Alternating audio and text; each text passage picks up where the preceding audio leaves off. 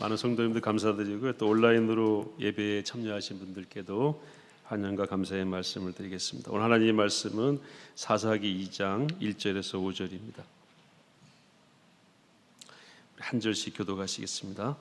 여호와의 사자가 길갈에서부터 복임으로 올라와 말하되 내가 너희를 애굽에서 올라오게 하여 내가 너희의 조상들에게 맹세한 땅으로 들어가게 하였으며 또 내가 이르기를 내가 너희와 함께한 언약을 영원히 어기지 아니하리니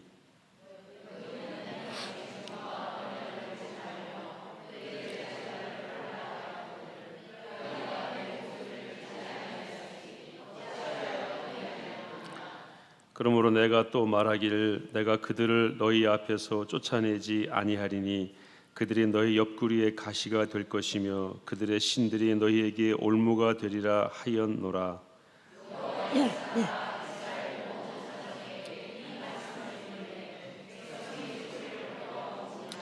함께 읽겠습니다. 그러므로 그곳을 이름하여 복임이라 하고 그들이 거기서 여호와께 제사를 드렸더라. 아멘. 우리가 알든 알지 못하든 역사는 하나님을 대적하는 사상 또는 사람들, 그리고 하나님 편에서 하나님을 섬기며 창조하신 그분의 뜻에 따라 살려고 하는 사람들, 이 사람들의 대립과 갈등의 연속이다. 이거를 역사학자들은 헬레니즘과 헤브라이즘의 대결의 역사다 이렇게 봅니다. 헤브라이즘은 히브리즘이죠. 하나님을 섬기고 우리가 하나님의 자녀임을 인정하고 인간 위에도 누가 계신다 이렇게 인정하는 사람들, 여기에 이제 헤브라이즘, 히브리즘이라고 하고요. 다시 말하면 이제 기독교인들 또는 유실론자라고 하면 좀 부족하고요. 기독교인이라고 할 수 있겠죠. 헬레니즘은 뭐냐면 인간이 세운 문화예요. 헬라는 그리스 문명이 대단했잖아요. 미국이나 유럽의 모든 현대 문명의 원조는 그리스 로마입니다. 그리스 로마의 재해석이죠. 문학이나 역사나 건물도 마찬가지고요. 우리 이 건물 안에도 그리스 로마식의 어떤 잔상들이 남아 있습니다. 나쁘고 좋고가 아니라 그만큼 막강했습니다. 법과 제도를 만들었죠. 문화뿐만 아니고. 그래서 사람들 머릿속에는 그 인본주의로 설명할 수 있는 헬레니즘, 인간이 세운 문화, 인간이 여기서 끝이다. 그래서 그리스의 신은 인격화된 신입니다. 사람을 신격화한 거고 또 신이 인격화되어 있어요. 이렇게 달라요. 이 두 사상과 또는 어떤 면에서는 체제의 대립이다. 우리는 어떤 편에 서 있습니까? 헤브라이즘이죠. 히브리즘. 위로 하나님이 계신다. 그래서 이걸 정치적으로 말하면요, 보수주의 또는 좌파 진보 얘기할 때에 보수 우파는요, 우리가 다가 아니다. 우리 위에 누가 계신다. 우리는 하나님이라고 하지만 하나님 안 믿는 사람들도 우리 위에 그래도 절대자가 있지 않겠느냐. 이게 이제 보수 우파 사람들의 기본 정서고요. 사상도 그렇습니다.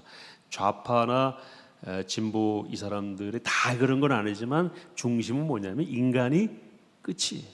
그 사람이 다죠. 사람이 먼저죠. 사람 위에 다른 거는 인정하지 않아요. 엊그저께 미국 백악관에 바이든 대통령이 동성애자들을 다 초청해가지고 또 그들을 지원하는 학자들을 초청해서 무슨 뭐 자부심의 날인가를 했대요. 자부심의 날. 딱 그걸 제가 기사를 보는 순간 이 사람들 위에는 아무도 없구나. 자기가 좋으면 다 좋은 거죠. 이렇게 헬레니즘 같은 자기 위에 아무도 없고 우리가 좋으면 다다. 우리가 결정하면 그게 다다. 하나님을 배제하고 살았던 시대를 사사시대라고 합니다. 그 사사시대에 반복되는 표현이 뭐죠? 그때에 사람들이 자기 소견에 옳은 대로 행하였으므로 그렇게 나오죠. 자기 생각에 옳은 대로 행하는. 그게 헬레니즘. 그러니까 유대인들도 이스라엘 사람들도 히브리인이고 자기들 속에서 헤브라이즘이 나왔지만 삶은 헬레니즘적인 삶을 산 경우가 반반이에요. 이스라엘은 완전히 하나님을 떠나지 않았지만 하나님을 완전히 섬긴 적도 거의 없습니다. 참 놀라운 일이죠. 그거에 대해서 하나님이 책망하시고 반복해서 꾸짖고 회복시키시고 하는 기록이 350년간의 사사기입니다. 근데 오늘날이 사사기와 비슷해요. 오늘 어떤 교훈을 주시고 있는가 핵심만 간단히 한번 교훈으로 삼기를 원합니다. 오늘 이 복임이라고 하는 동네가 나오는데 이 복임이라고 하는 동네의 뜻은 이제 울었다, 울부짖었다 그런 뜻이에요. 뭐냐면은 우리가 읽지 않았습니다만은 사사기 1장은 가나안 7족속, 여러분 가나안 7족속 하면 딱 떠오르는 족속이 헷 족속, 그다음에 아모리 족속, 가나안 족속 쭉 나오죠. 그 가나안 7족속이 이스라엘을 괴롭히고 이스라엘이 그들을 다 쫓아내지 못해서 오는 괴로움, 어려움을 호소하는 내용이 1장에 나와요. 그 1장에 쭉 나오고 난 다음에 2장에서 여호와의 사자가 책망하는 겁니다. 뭐라고 책망합니까? 다 쫓아내라 그랬지. 언약 맺지 말라 그랬지. 그리고 제단을 쌓는 그들을 닮지 말라고 얘기했지. 그런 얘기를 하는 겁니다. 그러니까 이 사람들이 그 얘기를 듣고 어떻게 합니까? 통곡하는 그 내용을 담아서 이 지역을 뭐라고 불렀다고요? 복임이라고 부른 거예요. 성경을 쭉 보시면은 신명기 20장에 광야에 있을 때 하나님이 미리 말씀하세요. 저 너희들 가나안 땅에 들어가면은 아주 흉측한 족속이 있는데 가나안 7족속에 하나님이 쭉 불러주세요. 헷 족속, 아모르 족속, 가나안 족속, 브리스 족속, 히위 족속, 여부스 족속. 얘네들 특히 얘네들 조심해라. 심지어 뭐라고 말씀하시냐면요, 그 족속의 남자들은 칼로 다 쳐 죽이라고 말씀하세요. 전제가 있어요. 여호와께서 너희에게 넘기면 너희끼리 살상하지는 말고 하나님이 허용하에서만 해라. 하나님이 다 죽이라고 말씀하세요. 그리고 부녀자들과 짐승은 너희 탈취물로 삼으라. 인격적으로 대우해 주지 말라고 그런 거예요. 뭘 염려하신 걸까요? 괜히 또 통혼할까 봐. 그러면 이제 이스라엘의 순수한 혈통이 어그러지게 되죠. 하나님은 혈통을 강조하신 것이 아니고요, 신앙의 순수성을 강조하신 거예요. 하나님 이스라엘 백성을 잘 아시잖아요. 너희들 가만히 지금까지 보니까 저 가나안 족속이랑 잘 지내라라고 말하거나 또는 이렇게 내가 강력하게 다 쳐죽이라고 말하지 않고 그 남은 아녀자들을 너희 탈취물로 삼으라고 그렇게 경고하지 않으면 내가 너희들을 보면 걔들이랑 하나 될 가능성이 높다. 그러면 문제는 그 다음이죠. 걔들이 섬기든 뭘 섬길 거다. 우상을 섬길 거다. 그 나로부터 멀어지니까 나는 너희들을 징계할 수밖에 없다. 너희들을 위해서 하는 말인데 걔들하고 절대 말도 섞지 마라. 이렇게 하신 말씀이에요. 근데 그걸 안 지킨 거예요. 신명기 20장에 분명히 말씀하셨는데 안 지켜서 오는 고통을 호소하니까 여호와의 사자가 책망했더니 우는 거예요. 그래서 복임이라는 이름을 붙였다는 것입니다. 그런데 여기까지 오기 전에 여호수아가 죽기 전에 한 유명한 설교가 있죠. 오늘날 너희는 섬길 자를 택하라. 강 저편에 있는 신이든지 아니면 여호와이든지. 그리고 여호수아가 죽었어요. 죽고 나서 그를 아는 자들과 그를 본 자들이 살아있는 동안에는 여호와를 섬기다가 또 나중에 보시면 또 여호와를 섬기지 않고 이 가나안 족속들이 섬겼던 바알신을 섬기게 됩니다. 여러분, 바알이 신인가요? 바알이 신이라면 지금 존재해야 되겠어요? 지금 사라져야 되겠어요? 신은 절대도 존재니까 영원해야 되겠죠. 재미있는 책이 있는데요, 지도에서 사라진 종교라는 책이 있어요. 다 사라졌어요. 자, 바알신이 사라졌다는 얘기는 지금 가나안 족속 후예들 거의 남아있지 않지만 찾아가서 너희들이 섬겼던 바알신을 섬기자라고 하면 그들이 뭐라고 그러겠어요? 야, 우리가 바알신을 알지도 못한다. 듣긴 들었는데 바알신을 섬겼다가 어려움만 당했다더라. 너희나 섬겨라 그럴 거예요. 바알신은 지금 존재하지 않습니다. 여러분, 지금 존재하지 않는다면 그때는 존재했을까요? 그때도 존재하지 않았죠. 그때의 신으로 존재했다면 지금도 있어야 되겠죠. 그래서 지구에서, 지도에서 사라진 종교는 그걸 말하고 있어요. 기독교 이외에는 한때 있었던 모든 종교는 사실은 다 가짜였다. 우리 속에 있는 종교성을 자극하면서 하나님께로 가야 될 우리 마음을 훔쳐서 가짜 하나님처럼 섬기게 한 그런 것들이라는 것이죠. 남아있는 게 없어요. 어릴 때 저희 어머니도 고사 많이 지내셨거든요. 예수 믿고 나서 쳐다보지도 않죠. 원래 그 신이 있었으면, 지역신, 토속신이 있었으면 지금도 있어야죠. 그건 다 사탄이 하나님께로 오는 우리 마음을 훔쳐서 거기에 묶어둔 거예요.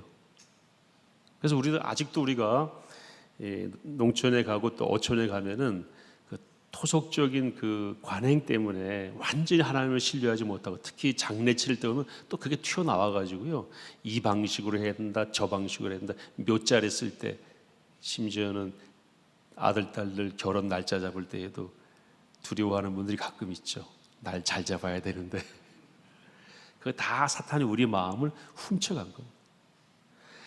우리 가운데에서 초월적 존재로 우리의 삶을 통제하는 분은 하나님밖에 없습니다. 누군가 있지 않겠는가라고 하는 생각을 가지는 것이 이른바 영적인 회색지대, 영적인 회색분자들입니다. 우리 오정희 목사님 늘 말씀하시잖아요. 신앙의 세계에는 뭐가 없어요? 회색지대가 없다. 헤브라이즘은 헤브라이즘, 헬레니즘은 헬레니즘. 살아있으면 살아있는 거고 죽으면 죽은 거지, 살아있는 죽은 거는 존재할 수가 없잖아요. 오늘 그 부분에 대해서 명확하게 다시 한번 촉구하는 그런 교훈이 담긴 사건이 이 사건이 되겠습니다. 하나님께서 그렇게 하라고 그랬잖아요. 다 쳐 죽여라. 내가 살인하라는 얘기가 아니라 영적인 순결함을 지키기 위해서 너의 연약함을 내가 알기 때문에 아예 접촉하지 말고 근원부터 잘라라. 안 그러면 너희에게 가시가 되고 올무가 될 것이다. 우리를 위해서 하신 말씀이죠. 안 했단 말이에요.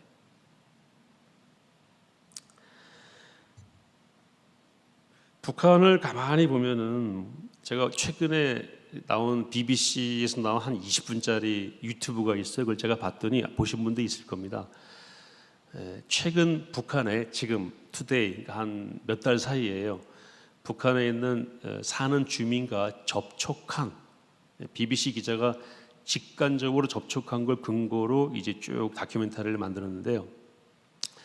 지금 북한이 유례 없이 위험한 상황이래요. 여러분, 평양은 인구가 한 350만 되는데 평양은 특별구거든요. 그래서 평양의 그 강가를 뉴욕의 맨해튼에 비교해서 뭐라고 그러죠? 평해튼이라고 그러잖아요. 들어보셨습니까? 평양도 맨하탄처럼 못지않게 잘 사는 동네가 있대요. 거긴 귀족들, 그러니까 신흥 귀족, 공산주의 핵심 간부들이 사는 지역이기 때문에 평양을 아무나 못 살거든요. 탈북한 분들한테 물어보세요. 평양 가봤다 왔냐고. 99%는 본 적이 없다 그래요. 가본 적이 없다. 왜? 그 사람들은, 저 변방에 사는 사람들 평양 갈 수가 없어. 평양은 들어올 때 이거 뭐가 증명서가 있어야 들어옵니다. 그렇게 평양은 특별구역이고, 그리고 특별히 관리하고 보급도 잘 해주는데, 최근 평양에서 아사자가 나온대요. 굶어 죽는 사람이. 그러니까 거리에 누워있는 사람은 100% 죽은 사람이래. 집 안에 죽지 않고 나와서 죽거나 산에 가서 죽는 됩니다. 나와서 돌아다니다 쓰러 죽은 사람은 아사자래요. 근데 그 CIA 한국 지부에 있던 전 CIA 현직 요원은 자기를 밝히지 않습니다. 전 CIA 한국 지부에 있었던 분이 거기 나와서 인터뷰를 하는데 이렇게 얘기를 해. 굉장히 정확한 말을 했습니다. 북한은 김일성, 김정일, 김정은 3대 유일 세습 체제를 지키기 위해서는 어떤 대가도 치를 준비가 돼 있다. 그 말은 뭡니까? 백성 다 죽어도 상관없다는 거예요. 미사일 핵 개발해서 국민들이 1년치 먹을 양식을 다 거기에 쏟아부어도 그렇게 해서 유일 세습 체제만 지킬 수 있다면 그걸 한다는 그 얘기를 했어요. 저는 그 얘기를 대한민국의 대통령, 통일부 관계자, 학자들이 다 들어야 된다고 생각합니다. 저는 그 100% 맞다고 생각합니다. 왜요? 제가 하나님 믿는 사람이잖아요. 우리가 하나님 믿는 사람으로서 그런 결기가 있습니까? 없습니까? 무슨 말씀이냐면 나는 여호와를 섬기는 일을 절대 포기하지 않겠다. 아멘이시죠? 똑같이 북한은 반대로 김일성, 김정일, 김정은을 지키기 위해서는 이걸 결사옹위라고 자기들은 말합니다. 그걸 위해서라면은 총폭탄이 되겠다. 그리고 북한이 다 굶어 죽어도 그 정도의 대가는 치를만 하다. 이런 결기가 있는 거예요. 반면 교사라고 그러잖아요. 잘못된 거지만 나름 배울 게 있는 것이 바로 그거예요. 우리 기독교인에게 이런 결기가 있어요. 그 사람들은 진리가 아닌 것을 붙잡았기 때문에 망하는 겁니다. 비진리와 함께 망할 거예요. 제가 그걸 이 다큐멘터리를 보면서 전례 없이 그런 생각이 들었습니다. 아, 북한이 정말 어려울 수 있겠다. 왜냐하면요, 평양은 관리가 됐거든요. 그런데 평양마저 관리가 안 되면은 또 평양은 사람이 많이 살잖아요. 북한 인구가 얼마인지 아세요? 2,500만, 한국 반이에요. 땅은 더 넓어요. 그러니까 사람이 많지 않아요. 수도에 350만이니까 경기 서울 합하면 2천만이잖아요. 평양에 350만, 7분의 1 정도밖에 안 살아요. 그런데 다른 데는 더 하겠죠. 근데 평양 사람들이 만약에 움직인다면 쉽지 않을 거예요. 저는 그렇게 될 날이 오기를 바랍니다. 북한은요, 주민들이 움직여야 돼요. 주민들이 움직여서 그 나라에서 무슨 일이 일어나는지를 그들이 알아야 됩니다. 그걸 몰라요, 이 사람들. 북한에 삐라 보내는 거 잘한 거였는데 지난 정부가 막았죠. 그건 정말 통일을 지연시킨 아주 잘못된 일이라고 저는 생각합니다. 말이 좀 빗나갔나요? 안 빗나갔어요. 다 같은 맥락을 사는 얘기입니다. 우리도 그들은 잘못된 비진리를 붙잡아서 같이 망하는 길로 가지만 성경에서 하나님께서 하신 말씀은 가나안 족속이든 뭐든 다 쳐 죽이더라도 너희들이 나와의 관계는 지켜야 된다. 누가 사는 길이에요? 우리가 사는 길이죠. 그들이 돌아오면 받아주면 돼요. 그런데 그들이 그걸 붙잡고 우리와 함께 화평하자고 할 때에는 그 속에 이리가 있고 사자가 있는 것이기 때문에 절대로 화해하면 안 된다. 다 넘어간다. 너희들. 왜? 내가 너희들을 잘 안다. 너희들 연약하지 않냐.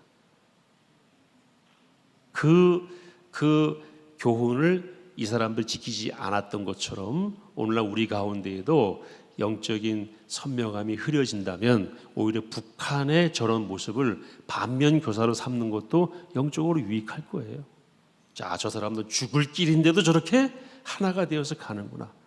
우리는 그리스도 안에 참 진리를 가지고 있는데 흔들릴 게 뭐 있겠는가. 아멘이시죠?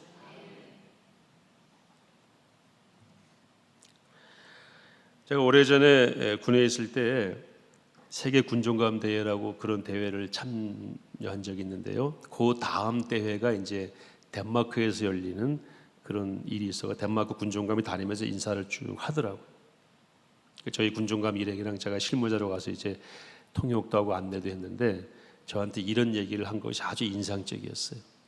유럽은 다 이슬람화돼 있다. 네, 여러분 유럽 가시면 프랑스 가서 보시면 흑인들이 되게 많아요. 그건 프랑스가 흑인들을 침략해서 그들을 데리고 와서 100년 지나고 50년이 지나면서 그렇게 됐고요. 알제리 이런 나라, 모로코 여기서 배 타면 금방 넘어오거든요. 유럽 대륙으로 그 사람들이 많고 사르코지라는 대통령은 알제리 출신이죠. 이민자가 대통령 된 거예요. 근데 그들이 뭘 가지고 옵니까? 이슬람을 가지고 왔어요. 프랑스는 1789년 프랑스 혁명 이래로 기독교를 버렸어요. 그래서 세속 국가를 선언한 나라입니다. 그래서 프랑스는 세계에서 가장 혼란스러운 국가. 왜냐하면 신앙의 중심을 뽑아버렸습니다. 말씀드리자면 길지만 그 일을 한 사람 중에 한 사람이 나폴레옹이기도 하죠. 프랑스에서 나오는 사상은 기독교를 적대하는 계몽 사상 같은 거는 영어로 일라이트먼트라고 그러는데 우리가 하나님으로부터 닫혀 있었던 눈을 뜨자, 우리 이성을 더 크게 하자, 신본주의에서 인본주의로 간 그 사상이 계몽주의입니다. 그 앞장선 나라가 프랑스입니다. 저희 집 옆에 프랑스 마을이 있는데요. 거기 프랑스 아주머니들, 아저씨들이 동네마다 골목마다 서서 있는데 볼 때마다 불쌍해요. 프랑스는 가정도 다 파괴됐습니다. 프랑스는 정상적인 부부로 가정을 이루지 않고 지나가다가 만나서 오늘 우리가 가정을 이루자라고 하면 결혼식을 하지 않아도 가정으로 쳐주는 사회적 계약이라고 하는 시스템을 만들어 가지고 그걸 가정과 똑같은 권리를 부여해서 복지 혜택을 다 줘요. 그러니까 한 사람이 평생 사는 동안에 가정을 몇 개를 가질 수도 있습니다. 프랑스는 영적으로 완전히 무너진 나라입니다.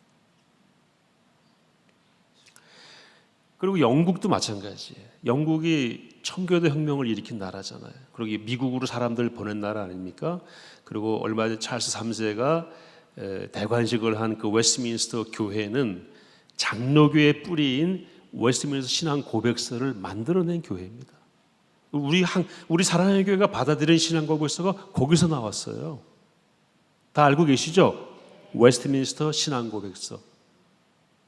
그게 전 세계 장로교의 교리적인 토대입니다. 물론 그 전에 칼빈도 있었고 루터도 있었지만은 장로교라고 하는 교리를 교리화해가지고 여러분 잘 아시는 대요리 문답, 소요리 문답이 거기서 나온 거예요. 그것도 왕이 지시해서 학자들이 모여가지고 성직자들이 모여가지고 6년 동안 연구해가지고 내놓은 게 웨스트민스터 신앙고백서인데 영국이 지금 다 본질을 상실했죠. 영국도 도처에 누가 들어와 있어요? 인도 사람들이 들어와 있어요. 영국의 어느 마을에 가면은 여기 인도인지 어딘지 알 수가 없어요. 인도를 침략했고 인도 사람들이 다시 들어와서 지금 영국 총리가 인도 사람인 거 아시죠? 이게 명확하게 보여주고 있는 거예요. 이 사람들이 뭘 가져왔어요? 이슬람을 가지고 오고 힌두교를 가지고 왔어요. 그래서 그 영국이 완전히 와해돼 버렸어요.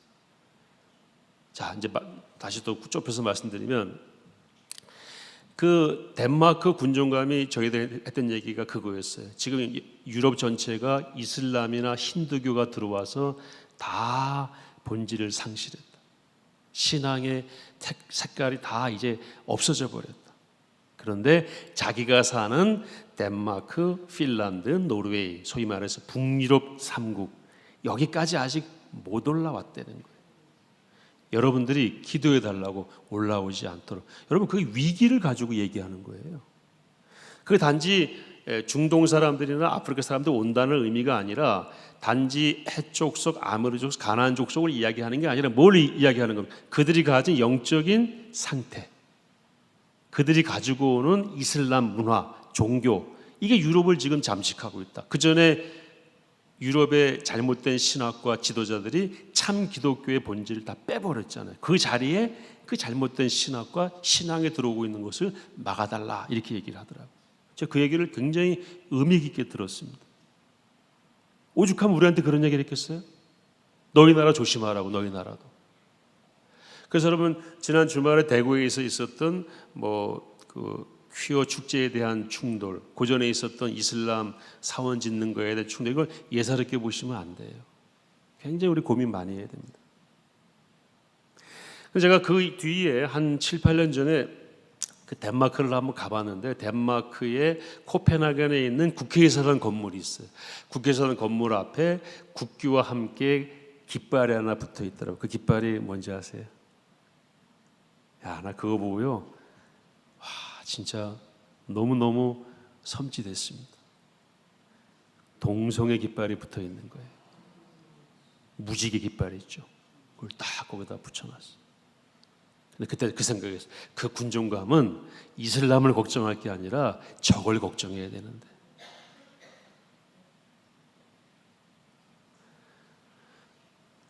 말씀을 정리하겠습니다. 오늘날에도 헤브라이즘과 히브리즘 요 대결 구도 속에서 요상한 얼굴을 하고 우리가 가진 신앙의 본질을 해치려고 우리를 자기들 쪽으로 끌어들이려고 하는 시도들이 많이 있습니다. 그 중에 대표적인 것은 동성애 문제라고 생각합니다. 이거 반드시 막아야 됩니다. 왜 그렇습니까? 여러분, 동성애를 조장하는 법이 차별금지법이잖아요. 제가 차별금지법을 다 분석해서 보고서도 몇 번 썼어요. 제 유튜브에도 몇 번 올렸었죠. 그거는 명백하게 법적인 요건상에도 문제가 있는 악법이에요. 차별금지법은요, 헌법에 준하는 법이라서 법의 위계를 깬 법이에요. 차별금지법이 만들어지면은 차별에 관한 모든 법은 이 법이 우선한다고 돼 있어요. 그거 잘못된 거죠. 법은 법끼리 뭐가 이루어져야 됩니까? 정합성이라고 그래가지고 법끼리 뭐가 맞아야 돼. 근데 틀릴 때는 얘가 우선이다. 그건 잘못된 법이죠. 이거 법조인들도 허용할 수 없는 법이에요. 뭐 여러 가지가 있지만, 그래서 그걸 자세히 살펴보면 이건 딱 뭐냐면은 외국인도 차별하지 말라고 하는데 그 외국인이 누구냐면 중국인 아니면 이슬람 사람들이죠. 중동 사람들이 아니에요. 파키스탄, 아프가니스탄 이런 데 있죠. 인도, 인도네시아, 필리핀 온다. 제 필리핀 가사도우미로 온다고 그러죠. 필리핀은 그래도 괜찮아요. 거긴 대부분이 캐톨릭 신자로 명목상으로 돼 있어요. 인도네시아가 오면 큰일입니다. 인도네시아는 세계에서 이슬람 신자가 가장 많은 나라가 인도네시아입니다. 물론 기독교인도 많지만 기독교인은 거기에 비하면 5분의 1도 안 될 겁니다. 이런 법들이 지금 들어오고 있어요. 자, 보세요. 이 사람들이 법을 만든 다음에는 법으로 때릴 겁니다. 그래서 이 법은 저는 감히 이렇게 말해요. 반기독교 법이다. 그 내용엔 그거예요. 왜 하나님께서 아무리 족속을 취라고 그랬냐면은, 받아들이지 말라고 그랬냐면은, 그게 반 하나님 속성을 가진 민족이기 때문에 그걸 막으라고 그런 거예요. 차별금지법을 우리가 왜 막아야 됩니까? 차별금지 뭐 법적 요건 안 막으면 다 표면적이고 그 내면에는 뭐가 있어요? 하나님을 대적하는 거예요. 그거 만들어지면은요, 여성분들은 또 이게 속아 넘어가시면 안 돼요. 우리 백화점이나 우리 교회 같은 데 보면은 여성 전용 주차장 마크 있죠? 그거 다 없애야 돼요. 그것도 남성을 차별하는 거. 그러니까 남녀의 특성을 고려해서 만들어 놓은 모든 것도 차별이 됩니다. 그러니까 여성들도 반대해야 돼요. 남녀의 차별을, 남녀의 구별도 인정하지 않습니다. 그리고 작년에 도쿄올림픽에, 재작년인가 도쿄올림픽에 유럽에서 나온 어떤 선수인가, 역기 선수가 나왔는데, 여자가 나왔는데 남자였죠. 트랜스젠더. 남자인데 여자로 나온 거 수술해가지고. 이런 일이 벌어질 거예요.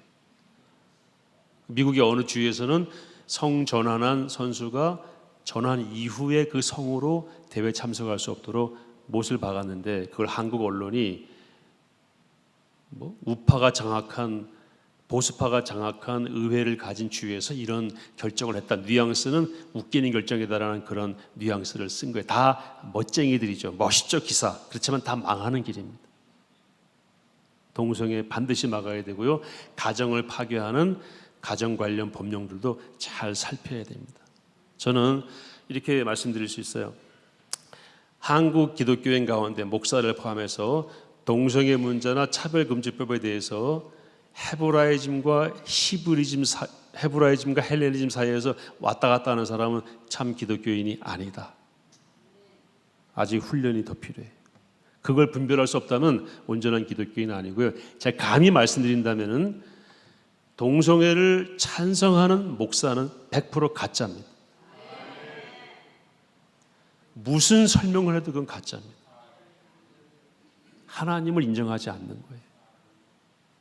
저는 부시 대통령이 많은 걸 잘했고 또 실수가 많이 있겠지만 제가 직접 들은 바가 있어요. 뭐 저한테 하신 말씀은 아니고 뉴스에 나와서 하신 말씀인데, 결혼이 뭐냐? 결혼은 남자와 여자의 결합이라고 성경에 써 있다라고 그분이 선포했어요. 그래서 그분이 통치하는 동안에 그게 지체됐었어요.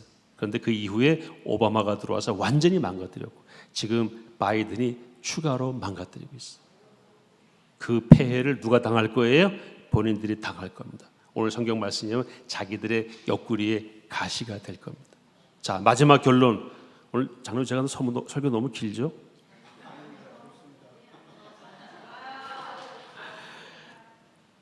인구 문제. 지금 대한민국의 가장 큰 소리 없이 다가오는 핵무기와 같은 문제가 인구 문제입니다.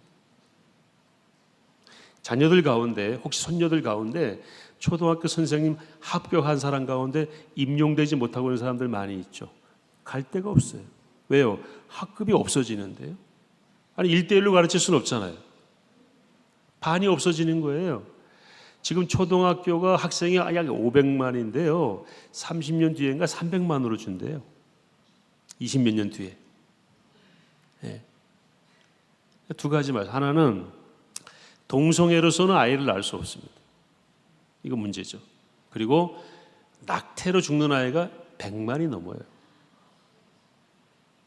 100에서 150만입니다. 그러니까 우리나라가 지금 잘못된 선택을 각각 하고 있는 거예요.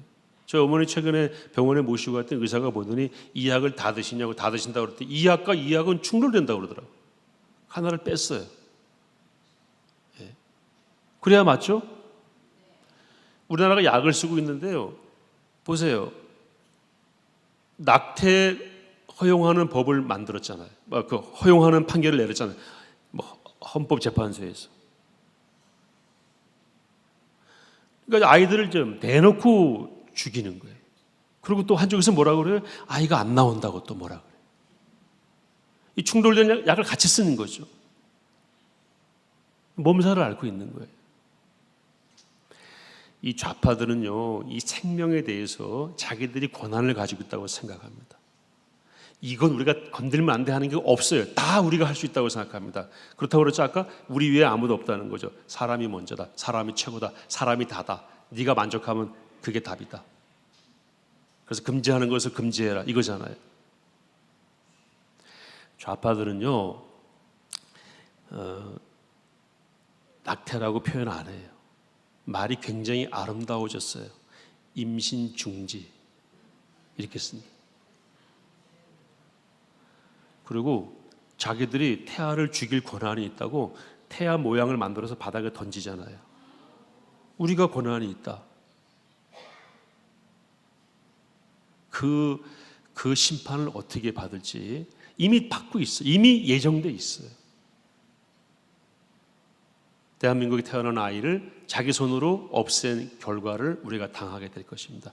어떤 학자들은 300년이 지나면 한반도, 적어도 남한 땅에 사람은 없을 것이다. 제가 70년대 초등학교 다닐 때 저희 집 동네에 붙었던 포스터를 지금도 기억하는데요. 둘도 많다. 하나 낳아 잘 기르자. 그랬죠? 그래서 제 기억으로는 그 포스터의 주인공이 차범근 선수였어요. 부인과 함께 하나를 딱 안고 하나만 낳자 그랬어요. 나중에 둘 낳았죠. 차둘이 하나 더 낳아서 셋째, 차셋째, 셋 낳았어요. 독일 가가지고. 근데 처음에 하나 낳았을 때 그 아이가 그 모델이었어요. 하나만 낳아서 잘 기르자. 그리고 그때 남자들은 예비훈련 가려고 할 때 정관 수술하고 오면은 예비훈련 빼줬어요. 딱 국가가 한 일입니다. 국가가 조직적으로 산하를 제한했죠. 산하 제한. 그 결과가 지금 이렇게 된 거예요. 자, 그때 한국 교회가 뭐라고 말했어야 됐습니까? 이거는 안 되는 일이다. 이거 우리가 인간이 할 수 있는 일이 아니다. 이건 누구의 영역이다? 하나님의 영역이다. 라고 말했더라면 50년이 지난 40년이 지난 지금에 와서 인구 문제를 지금 대통령부터 300조 원을 쏟아부어도 점점 지금 최저로 줄었잖아요. 여러분 전 세계 240개 국가 중에서요 아이를 가장 안 낳는 나라 1등이 어딘지 아시죠? 대한민국이에요. 전에는 OECD 국가 중에서 1등이에요. 지금 전 세계에서 1등이에요. 앞으로 희망이 없습니다. 이렇게 되기까지 대통령부터 모든 정부 부처 담당자들의 고민이고 의사들의 고민이고 학자들의 고민거리인 이 상황에서 역사를 돌아봤을 때 그때 우리가 교회 말을 들었어야 된다라고 하는 히스토리를 남겼어야 돼요. 한국 교회가. 그때는 그 얘기했으면 욕먹었겠죠. 그러나 하나님의 말씀은 한 시대에는 그것이 배척당할지라도 그 말씀대로 산 것은 영원토록 하나님이 인정하시는 그런 역사적인 순간이 되는 것입니다. 그럼 지금 우리가 동성애하지 마라, 이거 우리 망하는 일이라고 말하면 야, 교회가 말하니까 듣자라고 했겠죠. 그래서 우리에게 뭐가 필요하냐면 영적인 통찰력이 필요하고요, 시대를 꿰뚫는 안목이 필요하고 훌륭한 지도자가 필요한 것입니다. 여기 있는 우리 사랑하는 성도님들, 오늘 월요일 저는 피곤하지 않은데 권사님 집사님들이 피곤하실지 모르겠어요. 어쨌든 잘 모이셨고요, 오늘 말씀대로 우리 옆구리에 가시가 되는 일을 막아낸다면 우리가 우리 이웃과 후손들에게 가장 좋은 선물을 주는 것입니다. 우리에게 주어지는 도전들, 영적으로 육적으로 주어지는 정치적인 또는 사상적인 것으로 보여지는 모든 도전들은 사실은 영적인 속성을 가지고 있죠. 그 도전들을 잘 막아내므로 승리하는 교회, 또 승리하는 대한민국, 전 세계 역사에 없었던 하나님께 아름답게 쓰임받는 그 나라 대한민국 만드는 일에 잘 쓰임받게 되시기를 축복합니다. 하나님 아버지, 저희들 모여서 기도하고 또 말씀을 함께 상고했습니다. 우리 가운데 역사하셔서 신앙의 근본을 붙들고 흔들리지 않는 영성으로 승리할 수 있도록 도우시고 좋은 교회, 좋은 가정, 좋은 나라 만드는 일에 쓰임받는 저희들이 되게 하여 주시옵소서. 예수님의 이름으로 기도 올리옵나이다. 아멘.